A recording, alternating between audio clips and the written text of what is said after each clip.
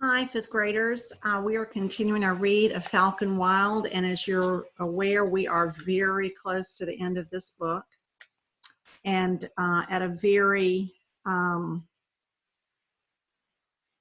don't know, another very challenging situation. They made it across the plateau. They've made it through windstorms, hailstorms, no water, no food, a bear, and here they are. They see the road, and the road they see is the road with the van. So they basically left the van and went in a huge circle back to the van, never to the road that they thought would be there based on the GPS signal that her dad told her about. What am I going to do when I get to the van? I'll have to follow the road this time, back to the highway in the direction we came from, about 40 miles away. What was the last town we passed? I'll have to get to that gas station, or maybe Freehold is the closest place. Cooper stops ahead of me, and I focus back to my surroundings. He's peering down, scratching his head. When I get closer, I see what he's looking at, and my heart shudders a little. It's another crevice in the rock, but this time it continues forever, stretching out on either side of us, separating us from where we need to go. Can you jump? Asked Cooper, turning to look at me. I study the deep chasm across our path, craning my neck to see the bottom. It is much, much deeper than the one I fell in. The rock has split here, creating a fault line. There must have been an incredible noise when this happened, when years of freezing and thawing forced the rock to rip in two. The span of it is wider in some places, but in this spot it looks as if I could lie across it and reach the other side. If I were a human bridge. The bottom is about 6 stories down. If Dead Skeleton Crevice had been half this deep, I would be dead along with Mr. Bones. Mr. Bones, who had a pocket full of money, but in the end it didn't matter. He didn't have any friends to help him out. Cooper is scanning behind us, and I know he's searching for another broken tree, but there isn't anything to use. As we look at each other, a stronger gust of cold wind hits me in the back, freezing my ears. Well, I guess I'll have to jump, I say. I'll go first, Cooper says as he cinches the straps on my pack he's carrying, and then I can catch you. Without any warning or discussion, Cooper backs up a few steps before he charges, throwing himself into the air. He hurtles across the chasm. I stop breathing, watching him sail over his certain death. He lands lightly on his feet. Turning to me, he grins, brushing his hands together as if that wasn't even a challenge. Easy, he says. Now you. I glance again at Stark, who is still perched on her branch. She stares straight ahead at nothing. I've watched her soar so many times. If only I could fly like her. I would have flown right out of here on that first day, found the highway right off. When she flies, I follow her in my mind, but now I wish that she could really take me with her. The wind picks up behind me and screams down the mountain like a charging rhino. It hits me in the back with its icy fury. My body is alternating between sweating and freezing. With numb fingers, I pull my hoodie on and cinch the drawstrings. Come on, hurry, Cooper calls to me. I sneak closer to the rim and look across, trying to judge the distance. It's not too far. I can catch you, Cooper says, as if he can read my thoughts. Trust me. I won't let you fall. I shuffle my feet and look down again. A wave of dizziness sweeps over me, and I sway a little. I wipe the sweat that's trickling into my eyes. I've never felt so bone tired, so ill. A shiver clutches my muscles and holds tight. Cooper makes an impatient sound. Come on, I said. I won't let you fall. You don't trust me? I came back for you, didn't I? He throws his arms in the air. Just believe in me, Karma. His head snaps up. What do you mean? Came back for me. Cooper sucks in a breath and freezes. He closes his eyes and then nods as if he decided something. I should have just told you.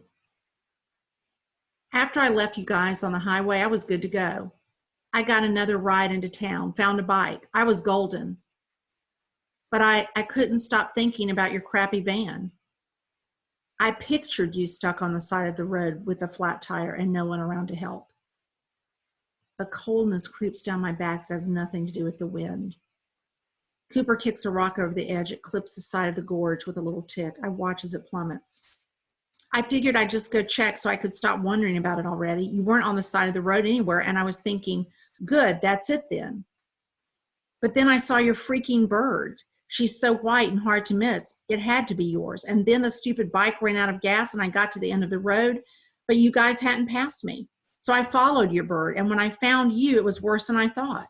I never saw your van in the ditch. I don't know why. I swear, Karma, I didn't know the tire would blow up.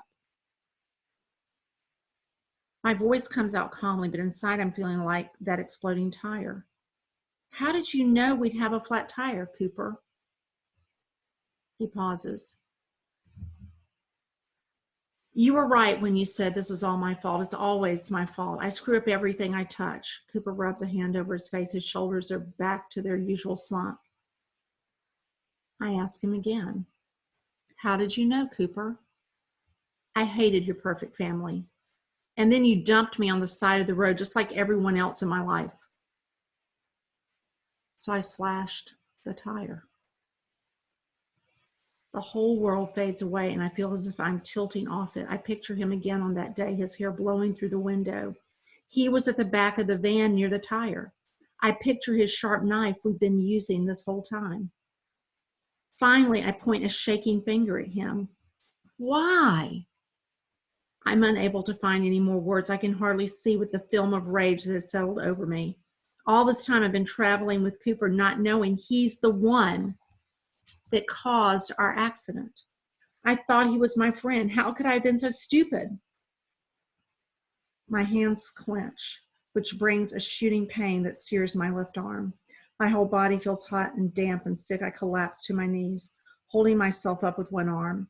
I know I can't give up, but this betrayal has crushed the last bits of energy I have. Just leave me alone, I croak out. Go away. Karma, get up. You have to let me fix this. I have to put your family back together, Cooper howls. His whole face turns red. Then he stops and takes a breath. I'll do whatever you want, he says. I'll leave you alone once we get help. But right now, you have to get up and cross this before the snow comes. I stare at him as something sharp and savage builds inside me. You are not my friend. Stark leaps then, and I glance up. She's flying above the trees, wheeling in slow, lazy circles. There's a cold front almost upon us, and my family is on the other side of those trees waiting for me. What am I doing still on this mountain, crouching on the ground? I climb to my feet and look around. The wind hits my face. I have to do this. Later, I will hate Cooper.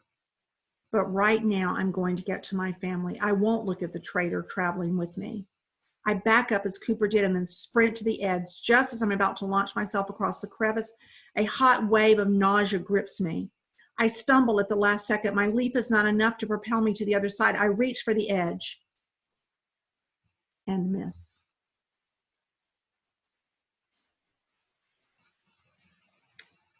All right. Well, we'll stop there. That was an unexpected turn of events. I had not anticipated that Cooper slashed their tire. I don't know if you anticipated that. Maybe you read ahead, but I did not anticipate that he slashed their tire.